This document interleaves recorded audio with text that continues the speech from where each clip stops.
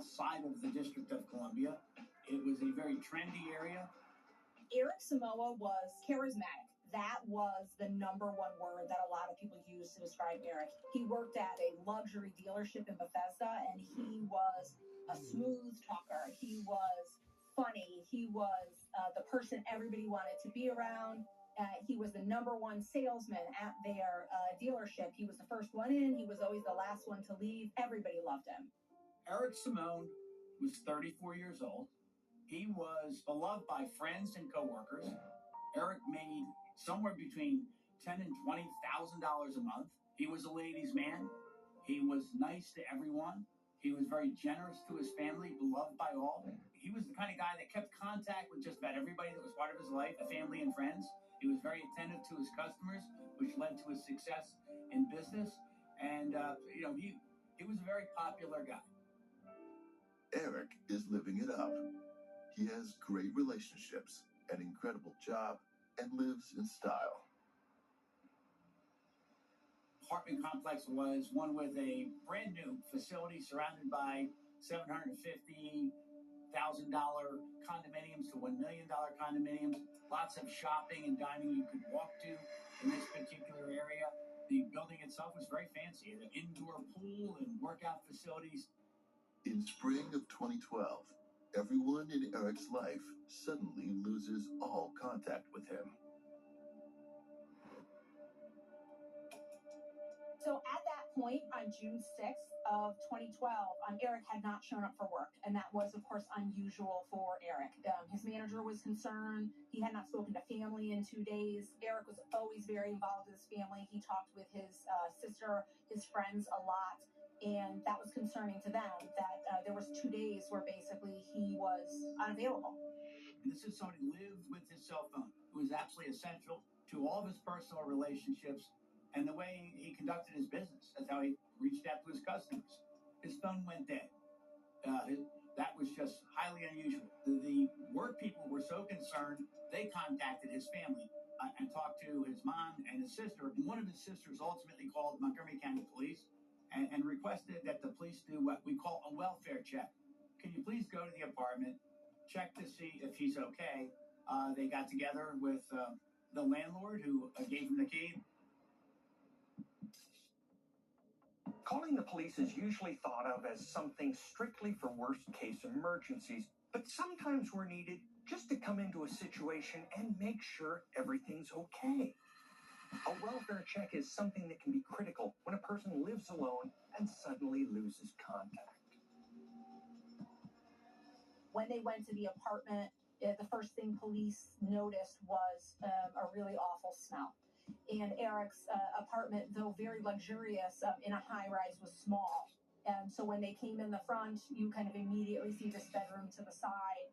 And that's where Eric's body was found, in bed, virtually looking undisturbed. All the lights off, the blinds shuttered. And Eric was actually hands tucked under his chin, his sheet tucked under between his hands, just as if he was peacefully sleeping. But obviously the police noticed that there was a bullet hole in his head. Initially, police thought that it was a suicide. While police are conducting their welfare check in Eric's apartment, his family is down in the lobby waiting on news. By the time they are told what is happening, the investigation is leaning toward the theory that Eric has committed suicide. That was the initial information that was relayed to his family. They were absolutely horrified by the suggestion that that was what would happen. They said he would never do that. The initial theory that Eric must have committed suicide doesn't last very long after the scene of the crime is more thoroughly investigated.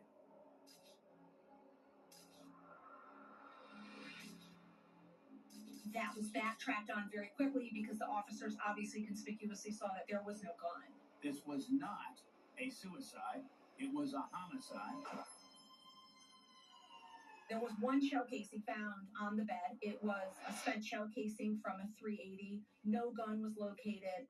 The medical examiner conducts an autopsy to confirm cause of death and look for any other possible forensic evidence which could help steer the investigation. The mechanism for death in this case was a gunshot wound. The gunshot wound was to the high part of the front of his head, the temple. It appeared to be an execution, essentially, to us and to the police. And there was also a bullet that was recovered at the time of the autopsy inside of Eric's body. There is very limited evidence at the crime scene, leaving ballistic evidence as the only lead to follow. There appears to have been nothing stolen, nothing ransacked.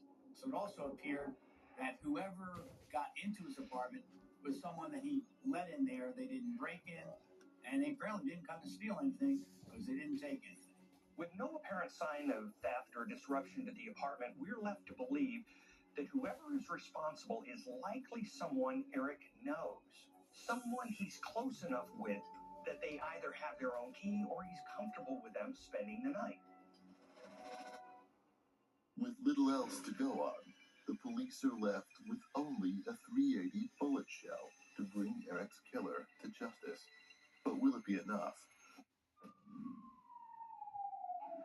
Stay tuned to get this free 4-piece square pan set. You can fry in it, steam in it, and its enormous capacity is enough for the whole family. Also get this free 6-piece knife set with stainless steel precision blades and non-stick coating. It includes every knife you'll ever need. Together, they're a $100 value. Stay tuned to get them free. Does your cookware stick and scratch? These particles in your food can be toxic.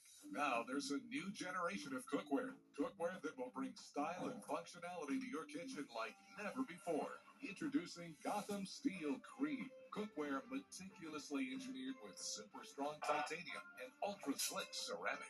This cookware excels beyond others with 2 times better non-stick release. Now you can cook healthier without butter, fat, or oil. It's like cooking on a cushion of air. No sticking, and it all wipes clean with ease. No more hot spots or burning. Everything is cooked with precision, heated evenly throughout, even in the oven up to 500 degrees. It's every pan you'll ever need in the kitchen with 2 times better non-stick release. All dishwasher safe. Similar sets can cost up to $500, but get the Gotham Steel Cream 10-piece set for just 5 easy payments of $49.99, and we'll even ship them to you free. Order right now and we'll drop 1 payment. That's just 4 easy payments of $49.99.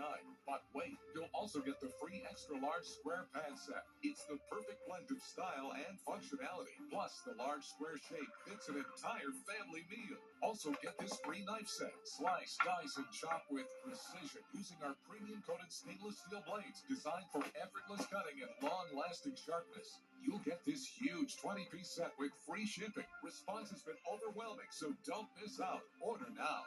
To order, call 1-800-481-1245 or go online to GothamCreamSet.com. That's 1-800-481-1245 or go to GothamCreamSet.com. Watch this. It's all 100% real. Witness what happens to this woman's bags under her eyes in an actual time lapse in just minutes. Nothing has been doctored or tampered with. The very real problem will disappear before your eyes and hers with a revolutionary topical formulation that works in just minutes, and the effects will last for hours and hours. Over 1 million people are using this topical technique to visually reduce puffiness and bags. It works on sagging jowls, even fine lines and wrinkles on the face and forehead. Introducing Plexiderm. In just minutes, you can restore and beautify your face, even look years younger. And the look will last all day or all evening. Oh my gosh. Wow. I'm just in love with the mirror right now. Jump on board and say yes to this amazing $14.95 Prove It Plexiderm trial. You'll see why our customers describe Plexiderm with 3 words. Amazing, amazing, amazing. Order right now. We'll pay your shipping.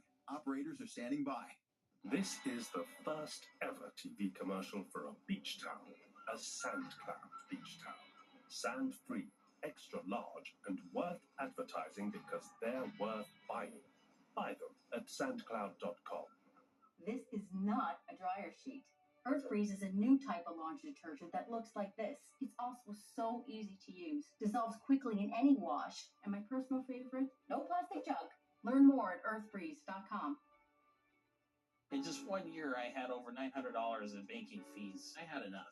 I switched to Chime. There's no overdraft fees, no monthly fees. I'm saving hundreds for my daughter's future. For a normal guy like me, I've given myself a small raise. Join me at Chime.com. Every home tells a story. These aren't just any Centene products. These are Hotel Collections cold air diffusers. From the living room to the bedroom, this is the touch that truly sets it apart. Now available for you at hotelcollection.com. I was never able to find a bra that fit my small chest. Every bra gave me gaps or made me feel like I wasn't enough. It was something society taught us to be embarrassed about. Small-chested women deserve better. So I designed a bra that finally fits AA to B cups perfectly, and a brand that empowers women to celebrate their bodies exactly as they are. No more cup gaps or looking 2 sizes bigger. It's not your body that has to change, it's the industry. Meet Pepper, the bras that actually fit small boobs. Check us out at wearpepper.com.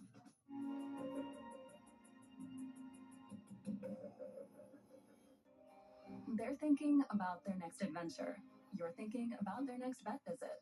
An ASPCA pet health insurance plan helps you afford the care they need. So while they're out living their best life, you can help make sure it's a long one.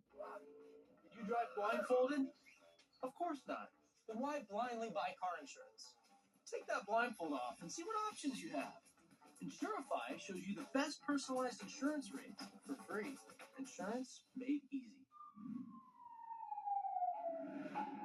Silver Spring, Maryland, is an up-and-coming community just north of Washington, D.C. Great for young professionals to build their lives. Eric Samoa is a successful car salesman, known for keeping in touch with everyone close to him and never having his phone too far from reach.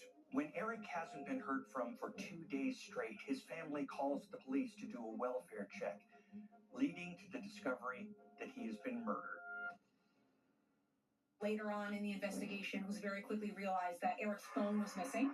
That was the only thing that was missing from the apartment, and there were valuables all around, his wallet, a watch. The only thing missing was the phone. Eric's missing phone is considered especially curious because he's known for keeping in touch with everyone close to him.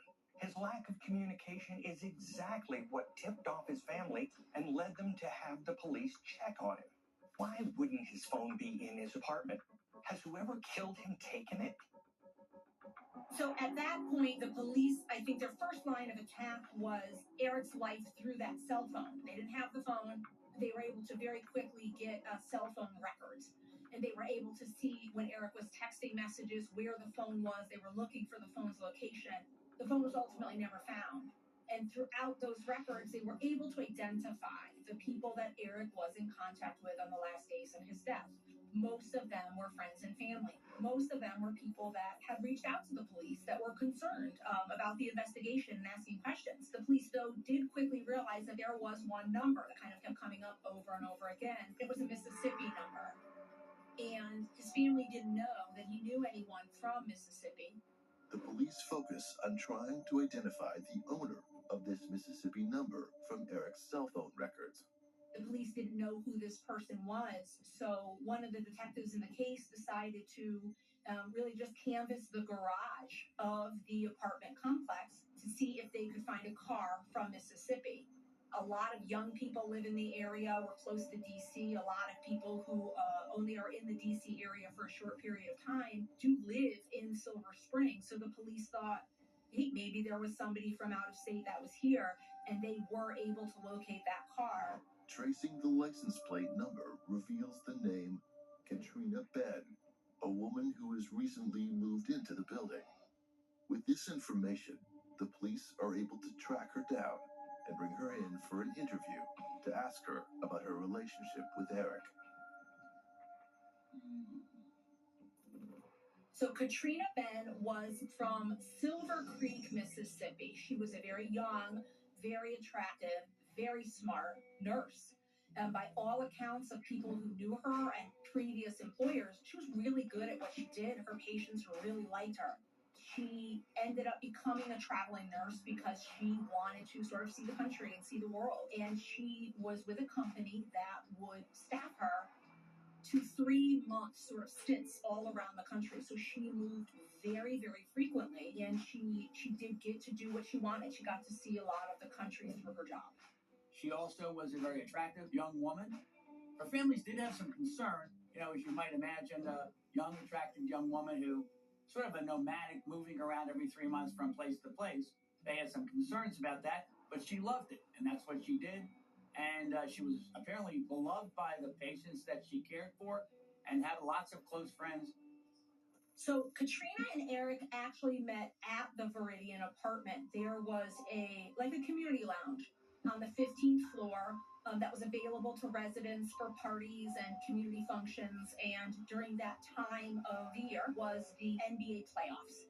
And the apartment was organizing sort of playoff watch parties for the residents to go.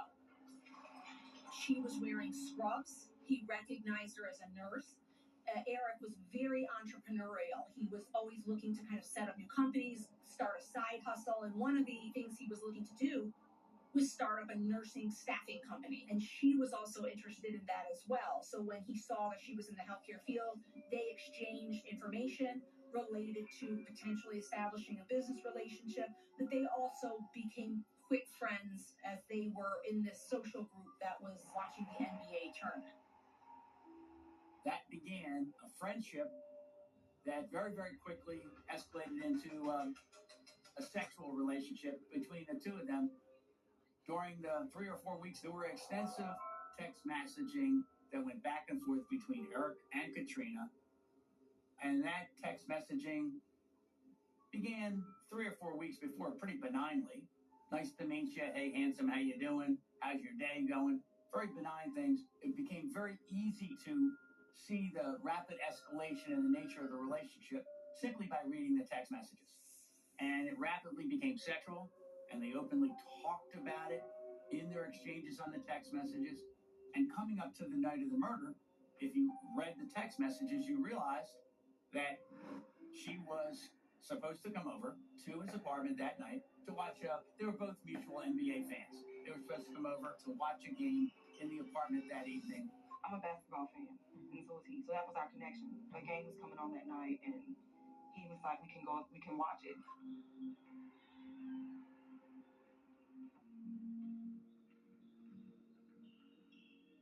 On Monday, June 4th of 2012, Eric Samoa and Katrina Benn made plans to watch an NBA playoff game. And Katrina was supposed to come to Eric's apartment to watch that game. Eric and her hung out that evening, but she herself would say that Eric just was not attentive to her. He was making phone calls, he was paying bills, he was online checking his email, and he even took her at some point to go to a drug dealer's to buy some marijuana. Sometime in the second quarter, he said, I did something really stupid a couple of days ago. And I was like, what? He said, smoke some weed. Like, you know what I'm talking about? You know, I know people that smoke weed. I've never had any in my life. Feel free to take a blood sample, hair sample, whatever you need to do. I've never had any. I don't like to be around it, you know. And I kind of said something to that effect to him. I was kind of joking, but I was like, I work for the government. I ain't got time to be going down for no weed, you know. He was like, girl, please, I know somebody in the building. You know, I kind of want some. A few minutes later, he called someone, and he asked them 2 or 3 times, where are you at? Where are you at? Where are you at? And then he just hung up. I don't know if they hung up on him. I don't know. As Katrina continues recounting the events of the night, this unknown person crops up again. Beginning of the third quarter, he, I know this sounds so stupid, but for real, I just relate stuff to I'm a the basketball quarter. fan too, so You know, I don't know what time it was. that would have been probably, the games usually last about 2 hours, right? Yeah. So we're talking probably a little after 10. Yeah, 10, it was. 10:30. So whoever this was, he was speaking code. They're not stupid. Right. I know what 420 is. What was the You know, 420 is what I picked up on, but it was I don't know what the hell he was saying. I'm not that cool. I don't know. There absolutely was a contact between this marijuana dealer and Eric the night that he died. She went with him to the marijuana dealer's house, and they did buy drugs. And she was able to give the police sort of very specific directions about the path they took to get to this drug dealer's house. Very detailed description of what he looks like, and she's able to describe the conversation between Eric and this drug dealer in great detail. Eric and Katrina go back to his apartment after their drive. They watch the rest of the basketball game and eventually go to bed. She is awoken in the night to hearing 2 men talking, and she recognizes that one of them is Eric, and she believes the other one of the men in the apartment is this drug dealer that she saw earlier. And she says she's sort of looking through a crack in the door, hearing this conversation. When I woke up to him talking to somebody. And it was a guy. And he opened the bedroom door, he came in. And as he opened the door, I could see who I think is the guy from the apartment, like walk by to go to the couch. So that's who he was talking to. When Eric comes into the room to see Katrina, he has been smoking marijuana. She doesn't want to risk smelling like it herself and tells him she doesn't want to be near him. And she kind of says she feels uncomfortable. She doesn't really know what's going on. She doesn't want to be there. So she decides to go through the closet exit for the bedroom out to the front door. Can y'all just please tell me what happened? Well, like I said, I think I told you that he was murdered. We still trying to put the timeline together, but obviously we thought you were one of the last people to have been with him. But now, you're telling us that when he left, this guy's with him. Katrina's account of the night gives the police their first major suspect. But who is this supposed drug dealer? And can they find him before he kills again? Stay tuned to get this 5-piece bakeware set, a $60 value, absolutely free. Tired of that pan that always sticks? It's so scratched and worn, you can't cook in it. Hi, Chef Daniel Green here with my new hammered pans from Gotham Steel. This complete 9-piece set is guaranteed to beautify your kitchen like never before. Gosh, what I love most about this design is this hammered copper look. It would just look so fantastic hanging in my kitchen. Wow, this is a beautiful pan. It looks great. Look at those eggs dancing around in there. I tell you, I'm sold. Where do I get these? I love them. Hammered pans are ultra non-stick. Nothing sticks. Even gooey mac and cheese slips out with ease. And look, these sticky candies melted with a torch are no match for hammered pans. Plus, they're super durable, so use metal beaters straight in the pan for a gourmet souffle that slips out and a pan that looks just like new. They're even oven safe up to 500 degrees. So bake homemade chicken pot pie, cheesy lasagna, or this whole chicken dinner. Any recipe looks great in these pans, from steak flambe to delicious desserts and delicate fish. Nothing sticks. Plus, the entire set is dishwasher safe and PFOA free. Similar sets are over $1,000, but you won't pay that. Not $500 or even $300. Get the full 9-piece Gotham Steel hammered set for just 5 payments of $49.99, and we'll even ship it to you free. But order now and we'll drop 1 payment. That's just 4 payments of $49.99, and we'll even guarantee it for a full 10 years. Plus, we'll include this free steamer and strainer, and our 5-piece bakeware set with every pan you'll ever need to make delicious breads, cakes, and desserts. Together, these are an $80 value, yours 100% free. That's a huge 15-piece set with free shipping. Call or click now. To order, call 1-800-963-1791 or go to buyhammered.com. That's 1-800-963-1791, or you can order online at buyhammered.com. Pulaski Kirker sponsors this paid advertisement for legal services and is responsible for legal services. Attention, consumers who have used the heartburn medication Zantac between 1980 and 2019. The prescription and over-the-counter medication Zantac has been linked to cancer. Ranitidine may break down into a probable human carcinogen, NDMA, which has been linked to cancers of the liver, kidney, pancreas, esophagus, stomach, bladder, breast, prostate, and colon. Zantac was recalled and pulled from the market in 2020. Several manufacturers of the heartburn medication Zantac have already entered into settlements for consumers who have developed cancer after using these medications. If you or a loved one took the heartburn medication Zantac and were recently diagnosed with cancer, you may be entitled to substantial compensation. Call now to see if you qualify. Call 1-800-BAD-DRUG. That's 1-800-BAD-DRUG. 1-800-BAD-DRUG. Summer's burning heat is here, and for many animals, help can't come fast enough. These animals are suffering from rays of sun that they can't escape. They don't have access to any shelter or shade. They're licking the bottom of bowls that have been dry for days. These animals are dying from heat. For many animals across the country right now, the suffering is excruciating and time is running out. There are animals wasting away under the hot sun, no access to shelter, no access to fresh water. They are suffering. Will you help an animal who's suffering in the burning sun right now? Visit this website, call or scan the code on your screen. Your gift of just $19 a month can be the difference between life and death for an animal this summer. There are situations in which an animal will lay down and they will give up because that honestly is their better escape from this reality. And that's why we can't give up and why we need you right this minute before it's too late. 63 cents a day will provide shelter, water, and loving care to an animal who may not survive much longer. Say yes to pulling an animal out of the burning heat today.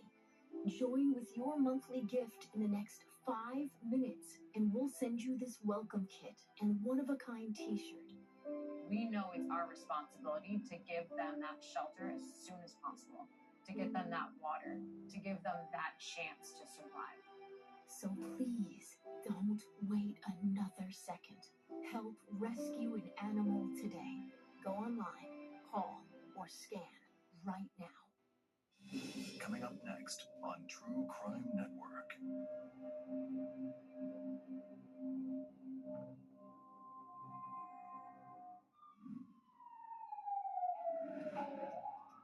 Eric Samoa is found murdered in his own bed, shot in the head with a .380. Police are able to get his phone records, revealing that he's been in close contact with Katrina Ben on the night of his murder. Katrina is brought in for questioning and explains that she isn't the last one to see Eric alive. She tells them that when she leaves his apartment, a drug dealer is there. There were text messages that led them to a phone number, which led them to a cell phone location and then an associated address. They ended up going to that associated address, and this drug dealer was arrested on unrelated drug charges. We did a search warrant. The purported drug dealer owned a .380. Now, as you can imagine, based on the information coming for Katrina, that he was there when she left, knowing that he was shot with what appeared to be a .380, they thought, well, here it is. This is the murder weapon. At this point, it looks like an open and shut case.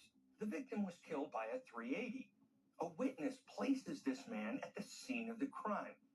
This man even owns a .380. He was interviewed. He absolutely adamantly denied being involved in the murder, and he flat out said, I've never been to his apartment, check my phone. And the police did. And never once could they put him through his phone at Eric's apartment. The investigation into this man does not stop with phone records. The police continue to look into him, but as evidence continues to build, they're forced to concede that he could not have been involved. And what we did, in fact, was through cell phone records, we found out where the drug dealer was at the time of the killing. We looked at the photo records and realized he never came into the building. We interviewed him and found out that, look, I don't even know where my customers live. I go to their houses. They come to me.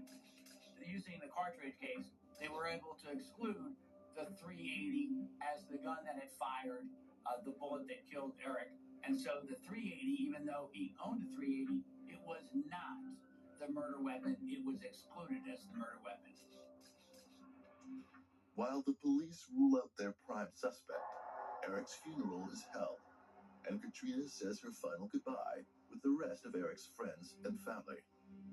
Katrina Ben attended Eric Samoa's funeral, and she sat front and center, and she grieved, and she was dressed to the nines, and I remember it was a black dress and heels. She mingled with the family, and she sent her condolences. When the investigation ran cold, the police did ultimately sort of turn back to Katrina. There were a lot of seasoned detectives on this case, and there were just a lot of little things that didn't add up. Some of her reactions were strange. Some of her reactions were inconsistent. She became the focus in the investigation mainly because of the text messages, showed their relationship and showed that there was some tension in the relationship about him not really giving her the kind of attention she wanted, and even on the night of the murder, attempted to break the date before they actually did come to be together, ostensibly to watch some portion of an NBA basketball game. On June 29, 2012, Katrina is approached at her building by police wearing a hidden recording device. So at some point, the detectives decided to wear a recorder to go to her apartment to execute a search warrant. Unbeknownst to Katrina, that entire encounter was recorded, and police officers were talking to her throughout that search. I don't have to deal with this. I'm tired of it. This is what happened. 2.5 months of my life, this is what I have to deal with. You know, Eric was a cool person, like great confidence. But also understand that man, he's dead. To me, He's dead. All this, he was not. Obviously, I don't think that you killed him. But the only way I can tell my boss to kind of like leave you the hell alone is to say, we checked the computer, we checked the phone. She doesn't have do you own a gun? Have you ever fired a gun? Do you have a gun in your apartment? Anywhere here? During that meeting, I think the officer's suspicions were heightened because at that point, she said, I wish this guy had killed me. And officers kind of were perplexed by that. And she said, it probably would be a lot more peaceful for me right now if he had just killed me instead of Eric. And the police were really baffled by that comment because it was just very cold, it was very calculating, and it was very different from the grieving kind of girlfriend that she wanted to portray at the beginning of the investigation. Regardless of suspicions leaning toward Katrina, there is only evidence that she's with Eric that night and nothing to connect her to the actual murder. Because of this, the police instead put their focus on finding the murder weapon. It might be a bit of a long shot, but at this point, the lead detective on the case begins looking at lost property which might have been turned in since the date of the murder, with the hope that maybe a gun had been turned in. So what actually happened was, at that time in 2012, any lost property that was found by the police, it simply was categorized as like one code, missing property. Didn't matter if it was a gun, didn't matter if it was a cell phone, didn't matter if it was a bicycle. So all that missing property just went into one code. So what Detective Rubin did was he pulled every single piece of missing property in those days after Eric Samoa's murder, and there ended up being, I think, like 58 reports. And the second to last report was a discarded 380 Morrison that was found on the side of 495, not terribly far from Eric's apartment.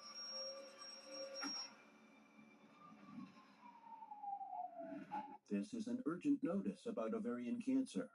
If you or a loved one were recently diagnosed with ovarian cancer after using Johnson & Johnson baby powder products, you may be entitled to a large cash settlement.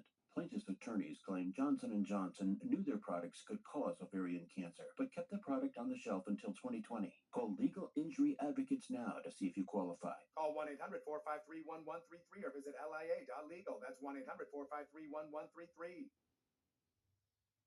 The first beach towel you'll ever love is a Sand Cloud. Sand-free, extra large, extra soft, and 10% donated for every towel sold. So the best towel under the sun supports the best causes under the sea. Get yours at sandcloud.com. I have bad bunions. Future me. And no bunions. How? Lapiplasty corrects bunions at the source. Lapiplasty. Learn more at lapiplasty.com. Risks include infection, pain, and loss of correction. Litter Robot has now solved the litter box problem for over 1 million pet parents around the world. Hi, I'm Brad Baxter, founder of Whisker and Litter Robot. You'll never scoop again, and your cat will always have a clean bed of litter. Try Litter Robot today. I'm Amanda, and I've struggled my whole life with my weight. I had some health issues which affected my hormones, and my metabolism literally just crashed on me. I tried everything, and starving myself just didn't work. What appealed to me about GOLO was that it focused on losing fat weight and maintaining my muscle. The GOLO plan and release has given me back my metabolism. GOLO has shown me how to lose the weight and keep it off. I will never gain the weight back again thanks to GOLO. I was never able to find a bra that fit my small chest. Every bra gave me gaps, so I designed a bra that finally fits AA to B cups perfectly. No more cup gaps or looking 2 sizes bigger. Meet Pepper, the bras that actually fit small boobs. This is Bella. Bella can do a lot on her own, but she can't get first-rate pet insurance without you. Sign up for ASPCA Pet Health Insurance today to protect the ones you love. Guys, it's like Dave was made for me. No drama, no games. Who? Oh, I know Dave. The best. Let me see a pic. A banking app? The banking app for everyday people. Dave gives you what those other guys don't. There's no overdrafts or late fees. You could get extra cash when you need it. Okay. I'm with it. I think I found the one. There's an easier way to bank and get up to $500 in 5 minutes or less when you download Dave.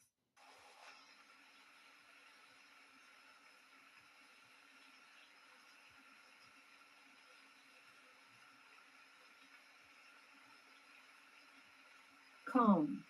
Download the free app now. They were gunned down.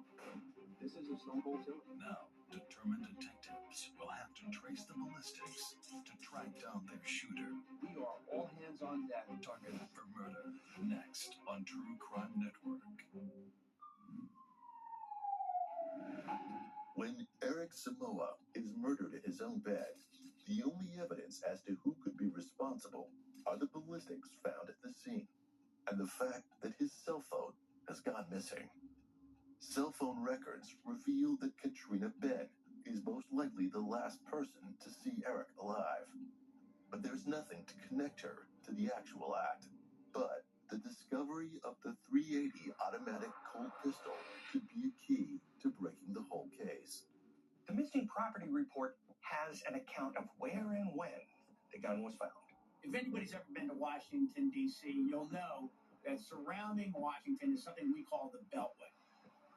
It's an interstate highway. It's 4 to 8 lanes wide. In the early morning hours of June 5th, a paramedic who was driving to work on the Beltway, he was in almost dead-stop traffic on the Beltway. He was in the far left lane. Paramedics looks out his window, and he sees laying on the ground a handgun. He's dead stopped in the roadway. He thinks it's bizarre, but he gets out of his car, picks up the handgun, looks at it, and what he does, which is phenomenal, he immediately goes directly to the police station that's nearest where he is, but also this location is only a couple of minutes away from Eric's apartment and the apartment building where Katrina lives. A gun of the right caliber found so close to Eric's building the morning after he's killed is too much of a coincidence to be ignored. But it's not enough. The investigators still need to find the gun's owner. After the .380 was found on the side of the highway, the officers really did have their work cut out for them because there is no national gun registration where you can simply take a firearm serial number and track every owner previously of that gun. The only ability for detectives to do it is to do it by hand from owner to owner. Turns out that gun was originally sold in a town in Mississippi. Katrina Ben is from Mississippi. It was initially sold in a gun shop only a few miles away from her house. An interesting coincidence.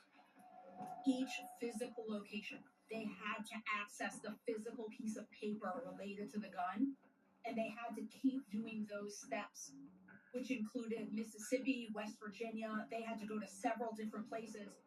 The detective goes down to Mississippi itself, and he begins to trace from gun shop to pawn shop to pawn shop how that gun changed hands like 7 or 8 times. That gun was owned by various people. I won't forget when Detective Rubin called me and he said, "We finally got that last trace back. It's Katrina Ben's gun." After the gun was traced to Katrina, the detectives immediately got the arrest warrant for her and went down to Silver Creek, Mississippi, and arrested her at her parents' home, and then interrogated her in Mississippi for the murder. And that, quite frankly, was one of the most bizarre interrogations that I have ever seen. You still think in God? Okay. Did you own a firearm? Yeah. Okay, what kind of firearm? The 380. Okay, why didn't you tell us that last time? Because you never asked. I didn't kill anyone, so there's no need for me to say I have a gun. I mean, you never asked. You asked me, have you ever held a gun? Mm-hmm. Have you ever fired a gun? And Detective Rubin said, no, that's not true. And she said, no, you asked me if I held a gun. And you asked me if I have ever fired a gun. And my answer to both of those were no. You never asked me if I owned a gun. And Detective Rubin's response was, I promise you we did. Unfortunately for Katrina, the first time she is asked about owning a gun is recorded. Do you own a gun? Have you ever fired a gun? No. I probably should have one. What was so bizarre about that interrogation was, first of all, it was so long. I mean, she loves to talk about herself. And Katrina Ben will always think that she is the smartest person in the room. And she was going to admit to nothing.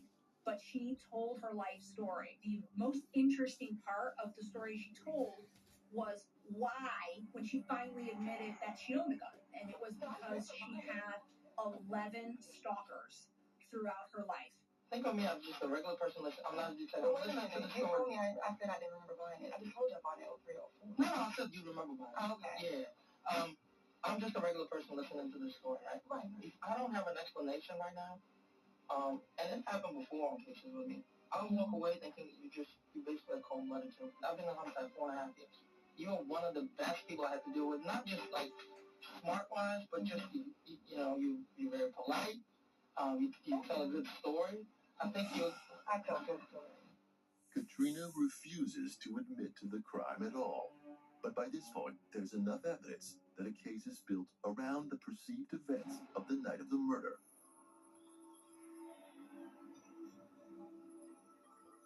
This was not a loving relationship. The investigation seems to reveal she did not know that. I think she felt her status was significantly more profound with him than it actually, in fact, was. And apparently there was at least one occasion where she saw him out with another woman. So this was beginning to build. And, if you read the text messages on the night that Eric died, you can see a lot of frustration because even on the night he died, he tried to break the date.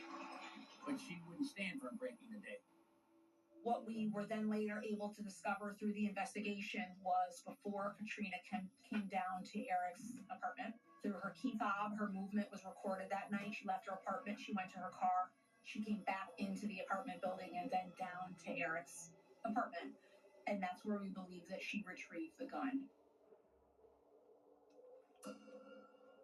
Katrina Ben, again, in her own statement, says that she then woke up at about 5 in the morning and she wanted to see what time it was. So she looked at his phone. The phone that was never recovered.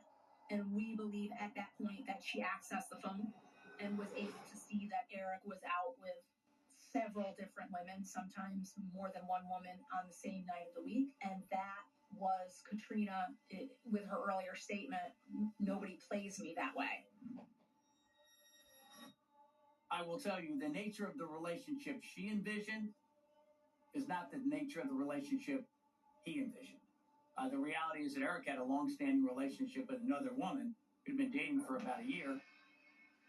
The next morning, she went to her car, not dressed for work, left her apartment, went someplace, came back a half hour later, walked back into her apartment, nothing in her hand. She later on claimed that she got gas, checked her credit. She bought gas by credit card. She didn't buy any gas. But if you drove from her apartment, drove down the block and got on the Beltway, because the entrance to the Beltway, where the gun is down the end of her street, and then just sort of looped around and came back to the apartment, it would take you almost precisely and exactly 1.5 hours.